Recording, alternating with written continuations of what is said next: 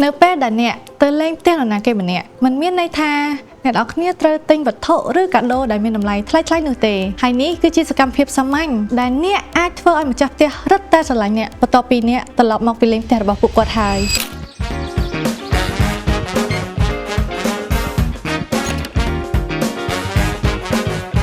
Quốc đọc bài chương, nâng đã ai miền biệp rối. Đói mình đã chôn vì lưu bài chương rồi bỏ nè đọc tẩy.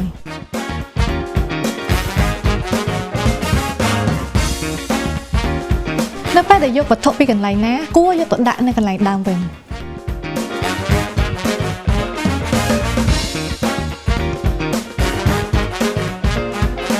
អ្នកអាចសង្កេតបានតែមិនគួរវិនិច្ឆ័យទៅលើការរៀបចំផ្ទះរបស់ពួកគាត់បើសិនជាគាត់មិនបានសុំជាយោបល់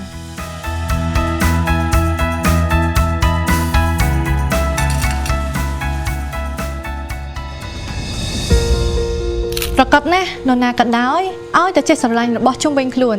ជាពិសេសនោះគឺផ្ទះអញនិយាយបានថាគាត់មានសុជីវធម៌ចាត់ទុកផ្ទះអ្នកដទៃដូចជាផ្ទះរបស់ខ្លួនឯងខ្ញុំមានអារម្មណ៍ថាស្រឡាញ់ហើយរត់តែចង់ចាំគាត់តែម្ដងខ្ញុំជឿជាក់ថាភាពស្រស់ស្អាតមិនស្ថិតនៅលើតែរូបសម្បត្តិតែប៉ុណ្ណោះទេប៉ុន្តែជាការរស់នៅដែលមានរបៀបផងដែរបុរី ML ធ្វើឲ្យជីវិតកាន់តែមានសុភមង្គល